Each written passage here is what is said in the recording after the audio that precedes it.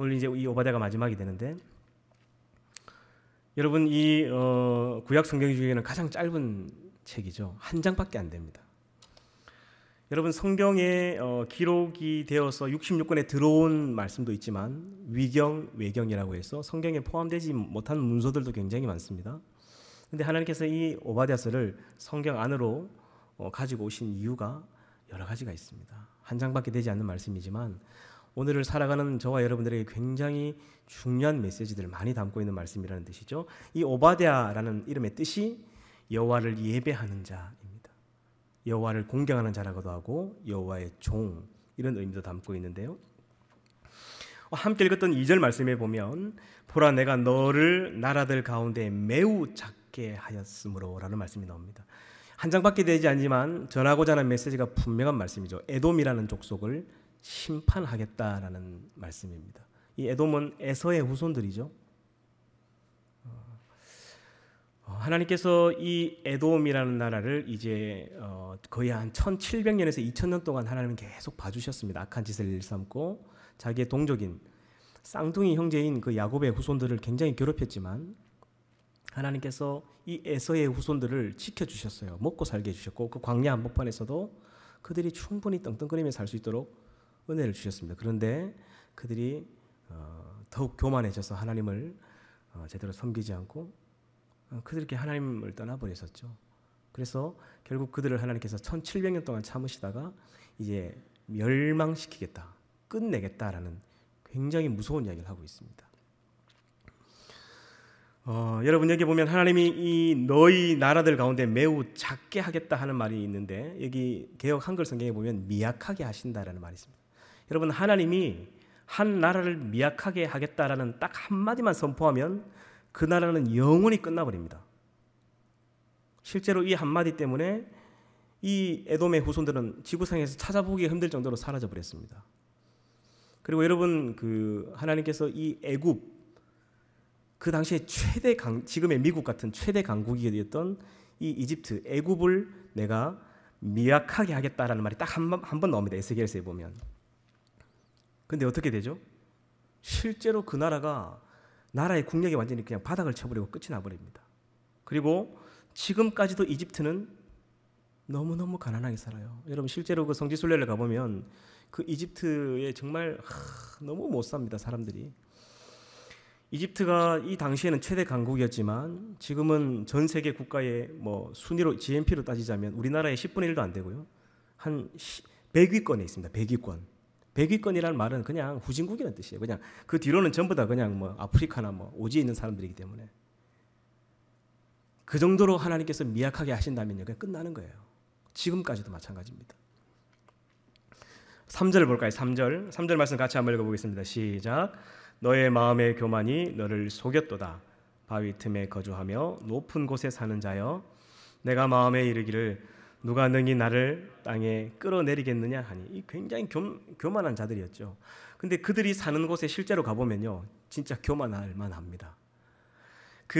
이 에돔의 후손들이 살았던 곳이 지금으로 말하면 요르단 그쪽에 있는 페트라라는 지역인데 거기는 이 세일산이 있는 세일산 산맥의 한 800m 위에 있는 고지입니다. 800m면요, 이 백두산의 한 절반 정도의 높이에 살았다는 이야기죠. 800m에서 1000m 고지에 살았던데 그들이 살았던 그 지역은요, 난공불락의 요새입니다. 돌산이에요, 돌산. 근데 그 돌산도 그 1.3km 안에 그 계곡을 따라 한 말 2마리가 들어갈 수 있는 그 좁은 공간을 따라 1.6km를 들어가야 1.3km에서 6km를 들어가야 그들이 사는 곳이 나와요. 이렇게 설명하면 여러분이 전혀 이해할 수 없기 때문에 사진을 한번 보여드리도록 하겠습니다. 실제로 저기가 이제 페트라의 입구입니다. 에돔의 후손들이 실제로 살았던 곳이죠. 완전히 저게 돌산인데 이 저 돌에 그 들어가는 입구는 조금 넓지만 안으로 들어가면 들어갈수록 좁아지고 또 넓어지는 공간도 있긴 하지만 말 4마리가 이끄는 마차 하나 정도 지나갑니다. 그리고 말을 탄 사람이 이렇게 옆으로 지나갈 수 있는 정도. 근데 저게 저 입구에서부터 안쪽으로 1.3km를 정확하게 걸어 들어가야 됩니다. 그리고 저 바위의 높이가 높은 곳은 100m, 낮은 곳은 30m 정도. 그러니까 어떤 뭐 강대한 민족도 저기는 침략할 수가 없어요. 저 에돔의 조속들은. 그리고 그 1.3km가 들어가는 그 골목 안을 따라서 물을 어떻게 먹냐면 새벽마다 이슬이 바위를 타고 내리면 수로를 만들어서 그 물이 그대로 1.6km 안까지 들어옵니다. 그 수평 높이를 쫙 미세하게 맞춰서 정말 기가 찹니다. 여러분, 그리고 저 돌산 안에는 사진 좀 띄워주셔도 됩니다. 안 내리셔도 됩니다. 예, 저 돌산 안에는 농사를 지어서 먹고 살 게 없어요. 그럼 어떻게 사냐? 100% 약탈이죠. 장사를 하거나 약탈인데 거의 약탈입니다. 저 페트라 앞에는 이제 한 5분에서 10분 거리에 보면 그 킹스 하이웨이가 있어요. 그 당시에 이제 이 실크로드가 지나가던 길이 있습니다. 여러분, 이 당시에는 실크로드가 크게 세 갈래가 있었죠. 중국 서쪽에서부터 시작해서 이렇게 이제 그 터키 쪽을 따라서 이제 보스포러 해변을 따라서 유럽으로 가는 길이 하나 있었고, 그리고 이제 이 터키 남쪽에서 해안길을 따라 애굽을 지나서 비아 마리스라는 아주 유명한 그 실크로드가 있습니다. 그쪽으로 오는 길이 있었고, 지금 이 위치는 여리고에서 요단을 따라서 이렇게 그 세일산을 넘는 산맥이 있는 비단길이었어요. 그러니까 저 길은 무역 상인들이 지나가지 않을 수가 없습니다. 그래서 딱 그 앞에 서 있다가 비단이나 온갖 황금 보물을 싣고 가는 사람을 딱 잡습니다. 그리고 통행세를 내놓으라 합니다. 통행세를 항상 많이 내놓으라 하죠. 그게 없다 못 준다 하면 막 서로 막 싸우고 이렇게 하다가 그렇게 보내주는데, 혹시라도 진귀한 물건을 가지고 있거나 너무 아름다운 여인이 있으면 다 죽여버립니다. 그리고 다 챙겨버리죠. 이 악독한 민족이었죠. 그리고 이스라엘 백성들이 어렵게 밀을 수확하고 포도를 딸 때쯤 되면 딱 맞춰서 짜잔 나타나가지고 그 형제의 나라임에도 불구하고, 그 야곱과 에서가 둘이 쌍둥이 형제의 나라죠. 근데 이 에서의 후손들이 악독한 짓을 했습니다. 그래, 가져가도 적당히 가져가야지. 포도 씨가 없을 정도로 그냥 싹 다 가져가 버리고 포도를 막 불태워버리고, 밀을 좀 남겨주고 그래도 다음에 심을 게 있어야 걔들이 또 심고 또 뺏으러 올 거 아닙니까? 그런 악독한 짓을 했다는 것이죠. 근데 하나님께서 이런 악한 에돔을 사랑하셨다는 거예요. 에서의 후손이라는 그 하나 때문에 무려 1700년 동안 그들의 죄악을 하나님께서 참아주십니다. 그리고 그들을 회유시키려고 노력을 많이 하셨죠. 근데 더 이상 안 되는 거예요. 인간의 교만이라는 건 그런 것 같습니다. 끝이 없는 것 같아요. 자, 그래서 이제 한 장만 더 넘겨보시면 사진을 좀 볼까요? 저 길을 따라서 거의 끝쯤에 가면 이제 저런 장면이 나옵니다. 한 번만 더 넘겨주시겠습니까? 예, 한 번만 더. 저게 이제 페트라 이제 어떻게 보면 가장 상징적인 부분인데, 저런 페트라 성전이 저 주변 일대에 일주일 동안 다 구경해도 볼 수 없을 만큼 만들어져 있습니다. 그러니까 이 돌을 쪼아서 건물을 짓는 데는 천재적인 민족이었죠. 저거를 갖다가 돌을 쌓은 게 아니라 그냥 일반 돌인데 돌을 하나하나 깎아가지고 저렇게 만든 거예요. 그리고 저 안에 들어가서 그 한 번 들어가면 길을 잊어버릴 정도의 통로를 만듭니다. 그리고 저 안에서 교만을 떨고 살았던 것이죠. 누구도 우리를 침략할 수 없다라는 자만으로 살아왔던 저들을 하나님께서 이제 어떻게 하겠다? 끝내겠다는 얘기를 하는 거예요. 하나님이 끝내겠다 해도 콧방귀도 안 꼈을 겁니다. 그 정도로 대단한 민족이었죠. 한 장만 더 넘겨주시면, 예, 곳곳에 이제 저런 것들이 많이 있고, 여러분 저기가 사실은 저 에돔이 살았던 저 안에 엄청난 보물들이 있을 것이다. 여러분, 인디아나 존스의 최후의 성전이라는 그 영화에 나왔던 배경이 되는 곳이죠. 엄청난 금은 보화가 숨어 있을 것이다 해서 그 베두인이라는 족속들이 저기를 다 지키고 있었거든요. 그리고 문을 오픈하지 않았습니다. 그 안에 있는 것을 거의 몇백 년 동안 다 찾아낼 때까지 하나도 못 찾았어요. 그리고 이제 더 이상 못 찾고 저기를 관광지를 오픈을 딱 했는데, 관광지를 오픈하자마자 전 세계에서 하루에 수천 명이 저기로 옵니다. 상상을 초월하는 돈이 그냥 가만히 앉아서, 그러니까 저 전체 페트라가 보물이게 보물, 그걸 뒤늦게 아는 거예요. 입장료가 저 가난한 요르단에 8만 원입니다. 8만 원. 별로 안 놀라시네요. 여러분 집에 뭐 수백만 원을 그냥 가지고 계신 것 같습니다. 8만 원 주고 저기를 들어가야 돼요. 와, 여러분 에버랜드도 8만 원 안 하죠. 대단합니다 정말. 별로 볼 것도 없는데. 근데 가보면요, 정말로 하나님이 이 에서의 후손들을 참 지켜주셨구나. 살 길을 열어주셨구나. 칼이 가는 길에 그를 치지 못하도록, 에서의 후손을 치지 못하도록 하나님이 살려주셨구나. 그걸 느낄 수 있습니다. 한 장만 더 넘겨주시면, 네, 곳곳에 이제 뭐 끝이 없습니다. 저기를 다 돌아보려면 저기만 구경하는데도 한 일주일이 걸린다고 하죠. 다음, 예, 인디아나 존스에 나왔던 한 장면이죠. 예, 넘겨주시면 이제 4절 5절 말씀을 보겠습니다. 4절 5절 4절 5절 같이 읽어볼까요? 시작. 내가 독수리처럼 높이 오르며 별 사이에 여호와의 말씀이니라. 혹시 도둑이 내게 이르렀으며 강도가 밤중에 내게 이르렀을지라도 만족할 만큼 훔치면 그치지 아니하였겠느냐. 혹시 포도를 따는 자가 내게 이르렀을지라도 그것을 얼마쯤 남기지 아니하였겠느냐. 내가 어찌 그리 망하였노. 하나님께서 어느 정도는 이게 용납해 줬다는 것이죠. 그런데 그 도가 너무 지나치게 약탈하고 빼앗고 죽이고 했다는 것이죠. 자, 그리고 이제 6절에서 7절 보겠습니다. 6절에서 7절 다시 한번 같이 읽겠습니다. 시작. 에서가 어찌 그리 수탈되었으며 그 감춘 보물이 어찌 그리 빼앗겼는고. 너와 약조한 모든 자들이 다 너를 쫓아 변경에 이르게 하며 너와 화목하던 자들이 너를 속여 이기며 내 먹을 것을 먹는 자들이 내 아래에 함정을 파니 내 마음에 지각이 없음이로다. 아멘. 그게 좀 줄을 꺼놓으십시오. 내 마음에 지각이 없다는 말에 줄을 꺼놓으시면 좋을 것 같습니다. 여러분, 하나님께서 사랑하시는 자에게는 돈과 보물을 주는 것이 아니라 지혜를 줍니다. 여러분, 우리가 로또 당첨되게 해달라는 이런 이야기는 기도해도 응답이 잘 안 되죠. 어제 또 로또 산 사람 있는지 아닌지 모르겠다. 하나님께 아무리 좀 금은 보화를 달라고 기도해도 잘 하나님이 응답하시지 않습니다. 왜냐하면 인간은 반드시 감당할 수 없는 돈이 들어오면 하나님을 떠나게 되어 있습니다.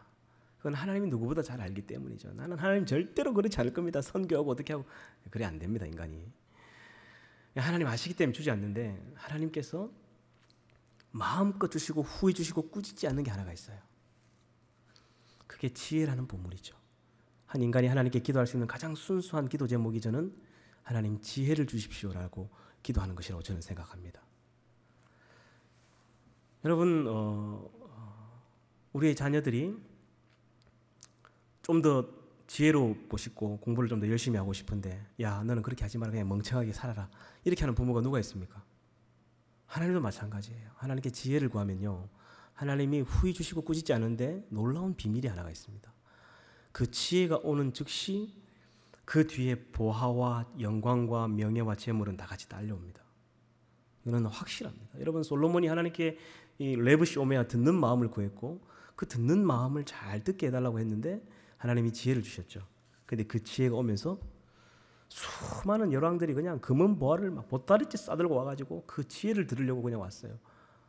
솔로몬이 전쟁 한번 제대로 해보지도 않고 그가 뭐 권력을 한번 제대로 누려보려고 하지도 않았지만 그냥 그 주변국들이 와서 그냥 서로 협약을 맺고 공주를 바치고 막 결혼을 하고 엄청난 권력을 누리며 살았죠. 여러분, 지혜를 위해서 기도하십시오. 그리고 하나님이 한 나라를 멸망시킬 때에 반드시 그 민족에 있는 지혜자들을 하나씩 사라지게 합니다. 여러분, 그래서 실제로 이 에돔 족속에 굉장한 지혜자들이 많았었죠. 욥기에 나오는 엘리바스라는 이런 사람들이 사실은 에돔 족속의 후손들이었죠. 그래서 굉장히 명철하고 똑똑한 이런 사람들이 에돔 족속 중에 살았다고 합니다. 근데 하나님께서 그 지혜자들을 없애신다는 거예요. 이렇게 되면 어떻게 되느냐면 점점 이 나라 이 백성이 무지해지고 멍청해집니다. 그러면서부터 이 나라가 급격하게 몰락하기 시작해요. 지금의 일본처럼 말이죠. 여러분, 지금 한국도 저는 굉장히 위험한 상황에 와 있다고 저는 개인적으로 그렇게 생각합니다. 왜 그러냐면 지금 이 전 세계를 움직이는 악한 세력들이 있습니다. 뒤에서 이 주가를 조작하고 이 지배층, 자기들이 스스로 말하는 교만한 이 지배층들이 있어요. 우리의 눈에는 알 수도 없고 보이지도 않는 이 엄청난 권력자들이 있는데 이 권력자들은 딱 두 분류로 나눕니다. 자기들을 권력과 피지배 계층으로 나눕니다. 근데 이 피지배 계층들은 전 인구의 한 90%가 되는데 전부 다 멍청하길 바래요. 그래서 어떻게 하냐면 어떤 정책을 벌이냐면 3S 정책을 펼치죠. 스포츠, 섹스, 그다음에 하나가 스크린. 이 세 가지 정책을 펼칩니다. 영국의 그 수많은 프리미어 리그에 손흥민이 연기할 때마다 그 6만 명씩 모여드는 그 안에 그 스타디움 안에 80%가 다 직장이 없는 무직자들이죠. 근데 직장이 없어도 딱 축구 경기 관람하고 한 달 먹고 살 수 있는 돈은 나라에서 사회복지가 100% 제공을 합니다. 일하지 않아도 충분히 살 수 있어요. 그러니까 그래서 마약하고 술 먹고 골 한 골 들어가면 상대방을 해서 막 욕을 하죠. 막 입에 담을 수 없는 욕을 합니다. 그러다 서로 싸우고 멍청해집니다. 이 스포츠를 통해서 저도 참 사실 개인적으로 스포츠를 너무 좋아하긴 하는데 이걸 알고 스포츠를 해야 됩니다. 건강을 위해서 하는 거지만 이게 심해지면요. 여기 우리가 모르는 이 시대를 움직이는 악한 세력들이 스포츠를 통해서 스포츠에 엄청난 돈을 그냥 이 몸값을 막 1000억대씩 이렇게 만들어가지고 여기 열광하고 미치게 만듭니다. 그리고 또 하나가 섹스죠. 이건 여러분 설명하지 않아도 충분히 알 겁니다. 또 하나는 스크린입니다. 여러분 우리 요즘에 아이들 보세요. 유튜브 동영상이나 TV를 보면서요. 거기서 시킨 대로 똑같이 따라합니다. 생각이 사라집니다. 생각하는 내 자체가 사라져요. 이 스크린이 넷플릭스라든지 디즈니 플러스라든지 쿠팡 TV라든지 티빙이라든지 여러분 앉으면 유튜브라든지 항상 그걸 열죠. 그게 이 3S 정책, 사람을 멍청하게 만들어서 이 피지배계층을 생각하지 못하게 그렇게 해서 자기들이 다스리기 편해요. 철학을 공부하고 역사를 공부하는 민족은 똑똑해지기 때문에 우리나라도 어느 순간부터인가 이 국영수 외에 역사 과목이 필수 과목이었는데 사라지기 시작했죠. 철학하는 사람들이 없습니다. 지금은 생각을 하지 못하는 시대가 돼버린 거고 생각을 아예 안 하는 시대가 돼버렸습니다. 여러분 지금 이게 가장 심각한 나라가 일본이라고 하죠. 이미 1990년도에 나라 경제 성장이 멈춰버렸습니다. 고등학교를 졸업하고 대학을 지나가는 확률이 30%가 채 되지 않습니다. 이거의 심각성을 느끼고 나라에서 계속 돈을 줘가지고 이 퍼센트지를 한 10% 올렸다고 해요. 근데 대학교 나와서 편의점에서 그냥 일한다고 해요. 생각을 하지 않습니다. 물건을 더 이상 개발하지 않습니다. 나라 국민 전체가 멍청해지는 거예요. 여러분 이게 한국의 지금 현 상황이고 그 일본의 전차를 그대로 밟아가고 있습니다. 일본은 지금 아마 도요타가 무너지면 다 끝납니다. 이제 모든 나라의 경제가. 그래서 다시 선교해야 됩니다. 우리가 일본을. 너무너무 못 살아요. 실제로 매년 선교하러 거기 들어갔었는데 일본이 너무너무 못 살아요. 너무 가난하게 살아요. 정말로 그들이 사는 거 보면 기가 막힙니다. 그에 비해서 우리 한국은요 상상할 수 없을 만큼 잘 살아요. 근데 이제 이것도 얼마 남지 않았습니다. 우리의 자녀들은요 쉽지 않을 겁니다. 그래서 우리가 이거에 대한 심각성을 느끼게 되는 오늘 좀 설교가 좀 길어졌죠? 죄송합니다. 계속해서 오늘 8절 9절 말씀을 보겠습니다. 8절 9절 하나님이 지혜자들을 없애신다고 하는 이야기들이 계속 나오는데요. 8절 9절 같이 읽겠습니다. 시작. 여호와의 말씀이니라.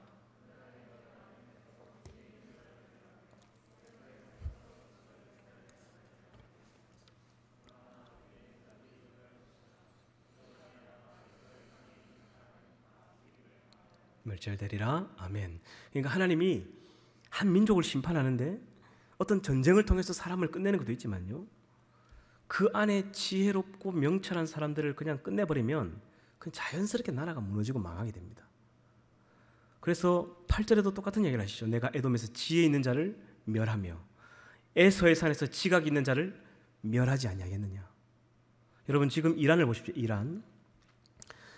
여러분 이란이라는 나라는 사실 고레스에 의해서 이 페르시아라는 세계 최대의 강대국이었습니다. 어떤 나라도 무너뜨릴 수 없는 강대국이었죠. 그리고 그 고레스가 처음 그 바벨론을 점령하면서 그 페르시아라는 나라를 세울 때에 그때 다니엘이 그 고레스의 책사로 임시로 있었습니다. 그리고 그에게 하나님의 말씀을 가르쳤죠. 네가 왜 유대인들을 해방해야 되는지 하나님이 너를 여기까지 어떻게 인도하셨는지를 가르쳤습니다. 나라가 상상할 수 없이 부강하게 됐죠. 근데 지금 이란 어떻습니까? 그래서 인도로부터 이티오피아까지 127개국을 다스리는 나라로 하나님 만들어주셨는데 지금은 거지처럼 못 삽니다. 여러분 실제로 이란 지역에 가보면요 정말 비참하게 살아요. 하나님을 저버리고 다른 종교를 선택하는 순간 그곳에 하나님의 지혜가 사라집니다. 그러면 사람들은요 못 살게 돼요. 이제 이 석유도 끝나가기 시작하죠. 전기차가 개발되고 수차가 개발되는 순간 이게 끝납니다. 이게 뭐 카이로 이쪽 지역에, 중동 지역에 석유, 이제 그들은 곧 낙타를 타는 시절이 오게 될 겁니다. 그들의 자녀들은. 여러분 반대로 생각해 보세요. 유럽 쪽에 수많은 민족들이 있었죠. 반달족, 곱트족, 게르만족, 투톤족, 바이킹족, 아리안족. 여러분 이런 민족들은요, 해적 아니면 산적이었습니다. 정말 무지한 민족이었죠. 유럽의 그 전역이 다 포악하고 악독한 민족이었습니다. 그런데 여기에 하나님의 복음이 들어간 것이죠. 이 하나님의 이 성경이 들어가고 기독교의 문화가 들어가니까 학문과 기술이 발달하고 철학이 발달하고 인문학, 과학, 철학이 발달하기 시작합니다. 하나님의 지혜가 임하니까요, 지금의 유럽이 그렇게 바뀐 거예요. 이 게르만 민족에서. 놀라운 이야기인데 아무도 안 놀라우시는구나. 야, 확실히 2시에 설교하니 참 힘들다. 하나님의 지혜가 임하니까요, 나라가 그 해적 아니면 산적이던 이 게르만 민족들이 바뀌어버리는 거예요. 세계를 관장하는 나라로 바뀌는 것이죠. 여러분 그런데 유교 한번, 유교 생각해 보세요. 유교, 불교, 이슬람교 한번 생각해 보세요. 그 종교가 들어간 나라들 처참하게 삽니다.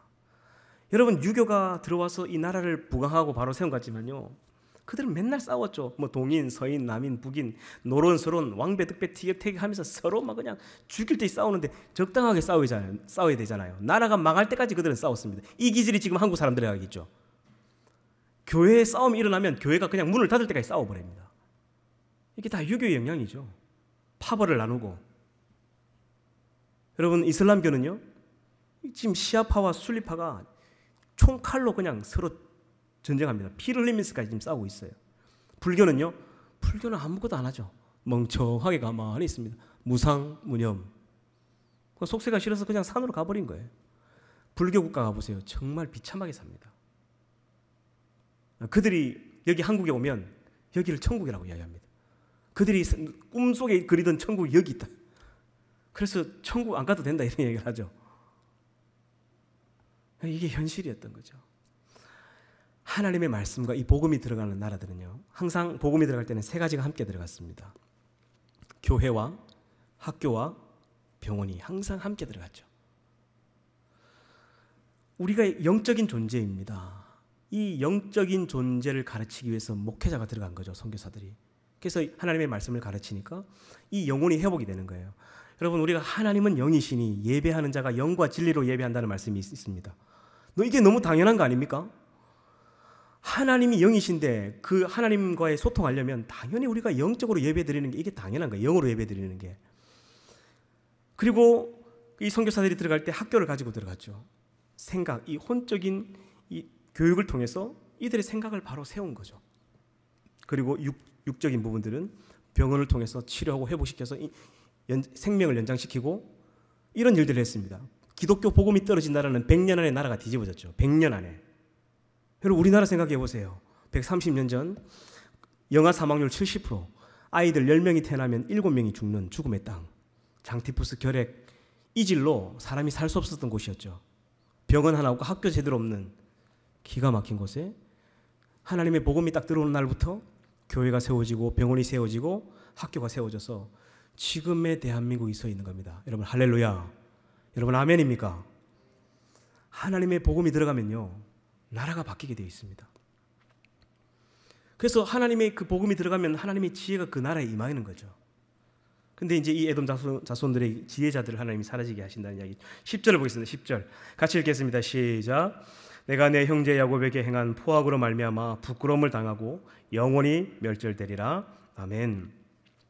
여러분 이 멸절이라는 거는 이제 징계 수준이 아닙니다. 그동안 1700년 동안 하나님이 오래 참으셨기 때문에 이제는 그 나라를 끝내겠다라고 말씀하셨죠. 실제로 이 한마디 문장 때문에 에돔의 족속들은 찾아볼 수가 없어요. BC 2세기경 요한 히르카누스라는 사람이 와서 에돔의 족속들을 전부 다 잡아서 강제로 할례를 다 시켜버렸죠. 그리고 이스라엘 유대 족속으로 귀속을 시켜버렸습니다. 전 세계에 이제 이 에돔의 후손을 찾아볼 수가 없어요. 실제로 저 페트라 지역에 가면 에돔의 후손 한 명도 살지 않습니다. 그냥 거지처럼 집시 같은 베두인 족속들만 살아요. 천막치고 살고. 하나님이 여러분 이 오바댜를 통해서 우리가 기억해야 될 게 뭐냐면 참 오래 참으셨다는 거예요. 우리가 주변에 살다 보면 귀신은 뭐하나, 저런 놈 안 잡아가고, 이런 악독한 사람들이 있죠. 하나님 도대체 뭐 하시나? 저런 사람들 심판 안 하고. 근데 하나님 참 오래 참으시는 분입니다. 어떨 때는 그런 선한 사람들이 실족할 정도로, 하나님께 삐질 정도로 하나님은 참고 또 참고 봐주고 또 봐주는 분이에요. 그러다 보니까 사람들이 악을 행하기가 너무 쉬워져 버리는 거예요. 괜찮네. 신앙생활 하다가도 좀 잘못하거나 죄 지어도 하나님이 나를 징계하시거나 때리지 않네. 사람이 죄를 짓는 데 쉬워져 버린 거예요. 근데 우리가 이런 하나님을 알아야 됩니다. 하나님이 너무 사랑이 많으셔서 오래 참으시기 때문에 기다려주고 있는 것이지 절대로 하나님 묵과하지 않습니다. 반드시 심판하는 하나님인 것을 기억해야 된다라는 것이죠. 하나님의 때가 되면 하나님이 심판합니다. 그래서 여러분 저를 보세요. 여러분 저를 잠깐만 한번 봐주시기 바랍니다. 예수를 믿다가 핍박을 받아도 괜찮아요. 고난이 좀 와도 그건 괜찮아요. 그건 그렇게 한다고 죽지 않습니다. 살아가다가 사기를 당해도 여러분 안 죽습니다. 괜찮아요. 대신에 내가 누군가를 핍박하고 압제하고 욕하고 누군가를 음모해서 사람을 죽이려고 하고 있으면요, 여러분 그건 반드시 하나님이 당신을 인생의 끝을 낼 수도 있어요.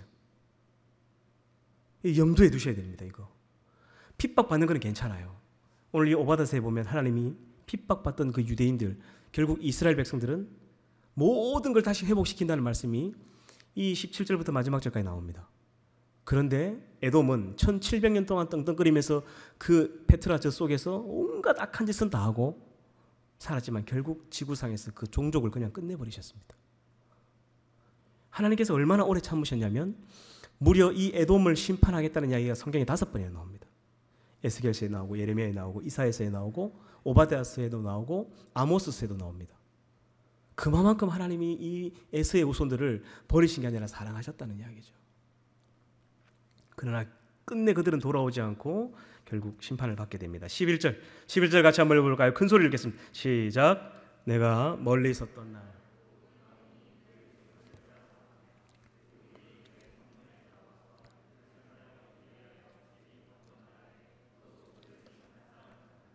같았느니라. 아멘. 재물을 노력을 해도 이게 도리가 있습니다. 다른 나라와 다른 나라가 전쟁을 하는데 몰래 그 성문으로 들어가서 그 전쟁 속에 그 통에 들어가서 이 물건을 탈취하는 일을 이 에돔의 후손들이 했어요. 굉장히 악랄한 민족이었어요. 어떻게 보면 성문으로 들어가서, 그러니까 그 성문 정중앙으로 들어가서 이런 약탈을 일삼았다는 거예요. 뻔뻔하게. 그리고 그 해발 8,000m 고지에서 그 난공불락의 요새 안에서 우리를 누구도 무너뜨릴 수 없다, 하나님 위에 군림하려 했던 그들 하나님께서 이 지구상에서 이 씨앗을 그냥 멸족시켜 버리셨습니다.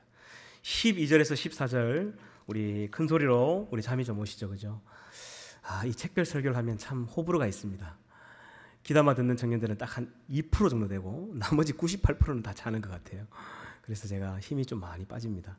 여러분 우리 큰 소리로 같이 한번 읽어주시겠습니까? 12절부터 14절 시작. 내가 형제의 날 곧 그 재앙의 날에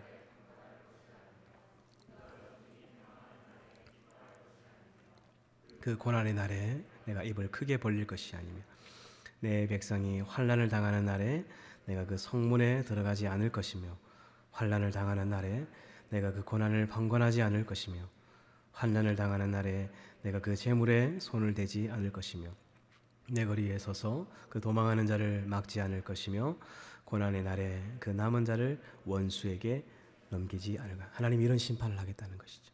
그리고 15절 보겠습니다. 15절 중요한 말씀이니까 좀 줄을 끊어주시고 같이 읽겠습니다. 시작. 여호와께서 만국을 벌할 날이 가까웠나니 내가 행한 대로 너도 받을 것인즉 내가 행한 것이 내 머리로 돌아갈 것이니라. 여러분 이 하나님의 준엄한 선포를 기억하셔야 됩니다. 반드시 인생은 뿌린 대로 거두게 되어 있습니다. 악한 것을 뿌리고 한평생 다른 사람을 괴롭히면서 뒤에서 험담하고 사람을 악하게 조종하고 이런 사람들은요 하나님이 절대로 그냥 두시지 않습니다. 차라리 여러분 핍박 받으세요. 직장에서 억울하게 그냥 욕 들으세요. 괜찮습니다. 그런 사람들은 하나님이 회복시켜 주십니다. 그 이야기가 이제 16절부터 마지막 절까지 나오는데요. 자, 16절 같이 읽어보겠습니다. 시작.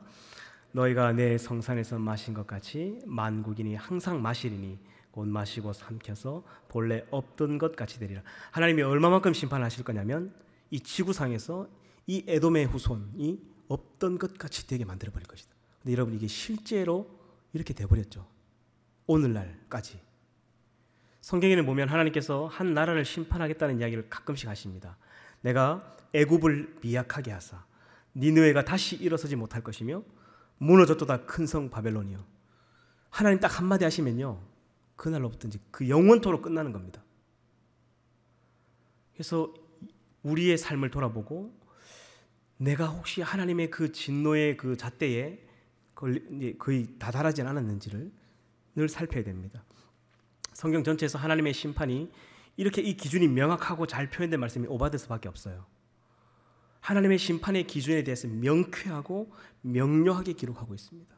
그리고 이 말씀을 통해서 오늘을 살아가는 저와 여러분들에게도 우리의 삶 속에 혹시라도 우리가 방관하고 그냥 에휴, 요새는 뭐 예수 믿어도 술 담배 다 하는데 뭐 괜찮지 뭐, 이런 사람들을 언젠간 벌할 날이 오신다는 것이죠. 온다는 것이죠. 에이구, 남들 뭐 다 이런 음란한 사이트 보고 뭐 다 자기들 하고 싶은 거 하면 예수 믿어도 뭐 다 똑같더라, 나도 그냥 똑같이 할란다, 이런 사람들이 언젠가는 하나님이 이것을 심판할 날이 온다는 것이죠. 우리가 이 오바댜서를 통해서 경각심을 가져야 됩니다. 자, 마지막 17절에서 21절 한 소절 같이 읽고 제가 말씀을 마무리하고 마치겠습니다. 시작. 오직 시온산에서 피할 자가 있으리니 그 산이 거룩할 것이요 야곱의 족속은 자기 기업을 누릴 것이며 야곱의 족속은 불이 될 것이며 요셉 족속은 불꽃이 될 것이요 에서 족속은 지푸라기가 될 것이라. 그들이 그들 위에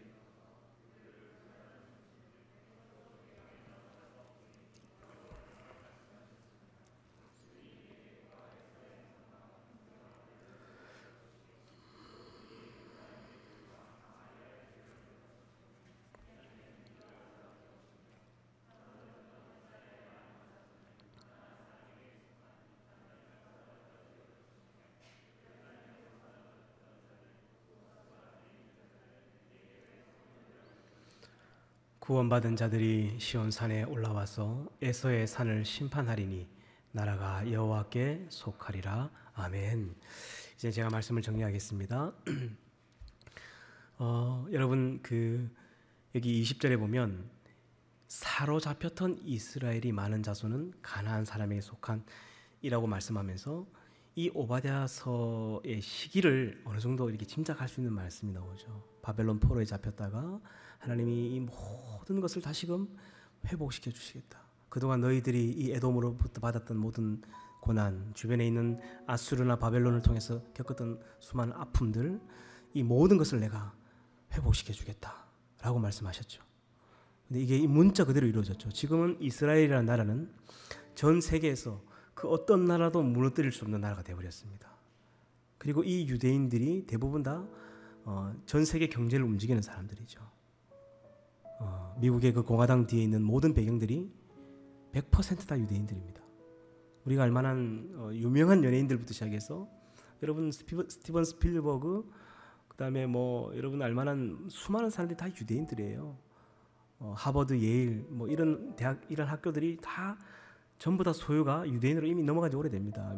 우리나라의 MBC, SBS, 뭐 KBS 이런 방송국처럼 미국에 있는 모든 언론 기관들이 이미 유대인 손에 다 넘어갔습니다.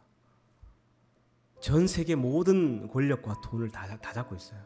전쟁과 물자와 무기를 절대로 건드릴 수 없는 나라가 되어버렸죠. 지금 악한 짓을 일삼고 있지만 하나님 그렇게 회복시켜 주셨다는 것이죠. 여러분, 이 오바댜서를 통해서 세 가지를 기억해야 됩니다. 간단하게 정리하겠습니다. 첫 번째, 하나님 오래 참아 주셨다는 거예요. 여러분, 우리의 삶에도 마찬가지입니다. 우리가 죄를 지어도 하나님 당장 심판하는 분은 아닙니다. 사랑이 많으신 분입니다. 그러나 하나님은 이것을 기억하십니다. 잊지 않으신다는 거예요. 두 번째, 그래서 여러분 인생들이 죄를 범하기에 마음이 담대해지면 안 됩니다. 두 번째, 하나님 반드시 네가 지은 죄가 네 머리로 돌아갈 것이다 말씀하셨죠. 뿌린 대로 거두게 됩니다. 때가 되면 하나님 반드시 심판한다는 것을 기억해야 됩니다. 마지막 세 번째, 미국에서 넘어온 이 복음주의 신앙 때문에 오직 복음, 오직 사랑, 오직 용서, 오직 회복이라고 외쳤던 그 신학자들 때문에 구약 성경에 하나님은 전혀 교회 소개가 되지 않았습니다. 심판하시는 하나님, 오래 참으시지만 때가 되면 이 지구상에서 그 종족을 멸종해버리시는 하나님을 그 누구도 가르치지 않습니다. 하나님은 사랑이 많으신 분이죠. 예, 사랑이 많아야 됩니다. 하나님 좋으신 분이죠. 예, 하나님 좋으신 분입니다. 하나님 실수하면 안 됩니다. 아시죠? 경박하게 신앙생활합니다. 자기 입맛대로 신앙생활하죠. 이게 한국교회의 가장 큰 문제라고 저는 생각합니다. 누구도 하나님을 경외하지 않습니다. 예배 시간이 2시, 3시가 넘어가도 그냥 스리퍼를 신고 그냥 교회를 옵니다. 교회를 오면서도 이 강단에 단 한 번도 무릎을 꿇어보지 않은 사람들이 저는 99%라고 생각합니다. 20년 동안 교회를 다녀도 단 한 번도 손에 걸레를 잡아보지 않은 누구도 하나님을 경외하지 않습니다. 왜? 하나님 사랑이 많으신 분이고 용서하시는 분이고 무조건적으로 그냥 다 이해하시는 분이다. 그렇지 않습니다, 여러분. 하나님 반드시 때가 되면 심판하시는데 여러분 기억하세요. 우리는 앞으로 40년에서 50년 지나면 다 그 하나님 앞에 심판대에 설 사람들이죠. 길게는 80년, 얼마 안 남았습니다, 여러분. 제가 늘 하는 이야기지만 장례식장에 가면 20대 아이들부터 시작해서 80대 할아버지들까지 하나님이 부르시는 사람은 그 때가 없습니다. 우리는 지금 그 죽음의 길을 향해 달려가고 있는 사람들이죠. 그런데 우리가 인지하지 못할 뿐이에요. 우리는 언젠가는 하나님의 그 심판대 앞에 누구나 예외 없이 서야 되는 사람입니다. 그 무시무시한 심판대 앞에 우리가 서야 될 존재인데 이런 저와 여러분을 하나님께서 긍휼을 베푸셔서 예수님을 이 땅에 보내주신 거 아니에요. 그리고 그 예수님의 십자가의 그 고통과 죽음과 그 모든 저주를 몸에 쏟아 부어서 우리의 모든 것을 용서해 주셨습니다. 할렐루야. 그래서 그 심판대 앞에 우리는 구원받을 수 있는 상상할 수 없는 은혜를 받은 자들이죠. 그래서 우리가 이 예배에 나올 때에 하나님 내게 단 한 방울의 은혜를 주시지 않아도 상관없습니다. 감사하러 오는 자리가 예배의 자리죠. 내가 찬양을 하는데 단 한 방울의 은혜가 오지 않아도 괜찮습니다. 여러분 그 은혜 받으려고 오는 겁니까? 하나님을 경외하러 오는 자리죠. 여러분 하나님은 누구보다 찬양을 기뻐하시는 사람이죠. 저는 그런 분이라고 생각합니다. 우리 이 찬양팀을 귀하게 생각해야 됩니다. 포항에 제가 청년부를 사역할 때는 그 청년들 인원이 한 10명 정도 됐어요. 5명이 찬양팀에 앉으면 5명이 앉아있는데 아무리 열심히 해도 힘이 나지 않습니다. 이렇게 좋은 교회를 만나기가 쉽지 않아요. 이렇게 좋은 퀄리티의 찬양, 아름다운 찬양을 함께 부를 수 있고 예배할 수 있는 공간, 이 좋은 이 스크린, 여러분 쉽지 않습니다. 하나님 우리에게 다 주신 은혜들이죠. 감사하러 날마다 이곳에 찾아오고 그 하나님을 경외하고 두려워할 수 있는 저와 여러분들이 되길 바라고 나의 삶을 돌아보며 내가 이 에돔의 후손들처럼 하나님 앞에 교만하여서 내 마음대로 살겠다, 그렇게 죄를 지으며 한 발은 교회 한 발은 세상에 이런 청년들이 있지 않는지 돌이켜보고 다시금 회개하고 결단하는 시간 되길 바랍니다. 찬양합시다.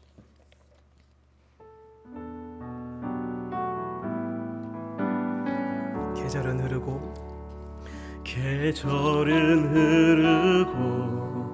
꽃은 피고 져도 시들지 않은 생명이 있네. 바랄 수 없었던 죄인인 나에게 생명의 주님 자신을 주셨네. 계절은 흐르고 꽃은 피고 시들지 않은 생명이 있네. 말할 수 없었던 죄인인 나에게 생명의 주님 자신을 주셨네. 나의 삶은 내 주 예수의 것이니 내 생명 다해 예수로 살리. 내 모든 것 내 주 예수의 것이니 내 전부 되신 예수. 바람이 스치듯 삶은 지나가고 스치듯 삶은 지나가고 꺼지지 않을 소망이 있네.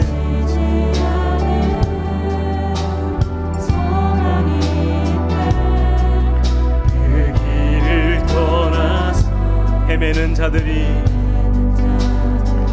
주를 찾도록 나 살길 원하네.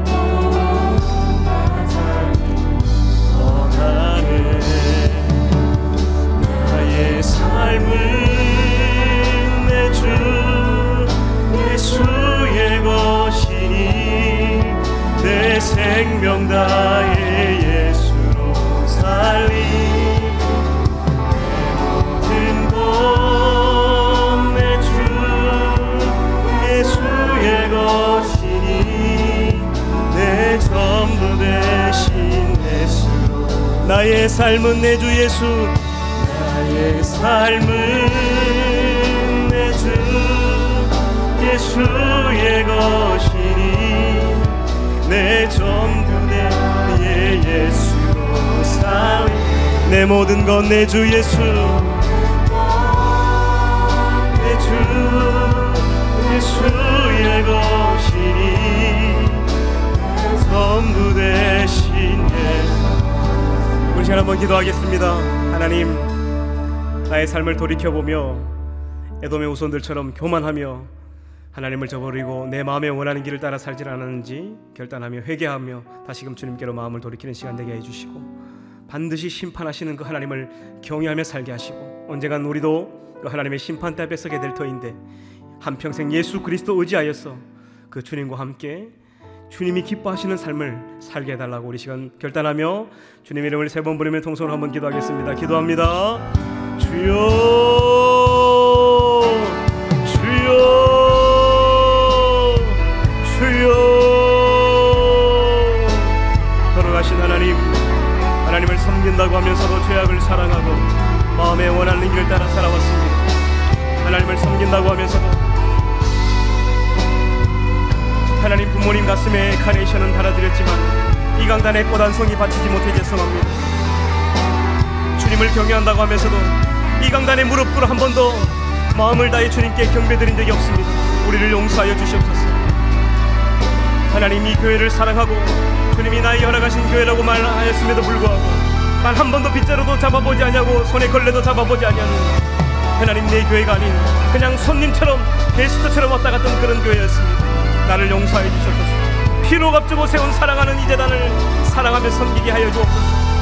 하나님 말씀을 사랑한다고 하면서도 그 말씀이 중요하다고 말씀하면서도 그 말씀을 따라 살겠다고 결단하면서도 단 한 번도 읽어보지 아니하고 내 마음에 뜻하는 대로 내가 하고 싶은 대로 신앙생활하며 남들이 하는 대로 따라하며 하나님, 그렇게 하나님의 자녀가 아닌 삶을 살았습니다. 용서하여 주시옵소서.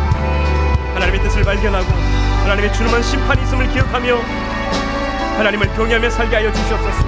하나님, 솔로몬이 죽기 전 그들 자녀들에게 남겼던 그 마지막 메시지를 기억합니다. 일의 결국을 다 들었으니 하나님을 경외하고 그의 명령들을 지킬지어다. 이것이 모든 사람의 본분이니라. 하나님은 모든 행위와 모든 은밀한 일을 선악간에 심판하시리라.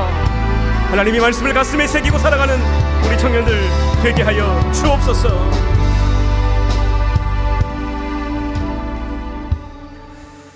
하나님, 감사합니다.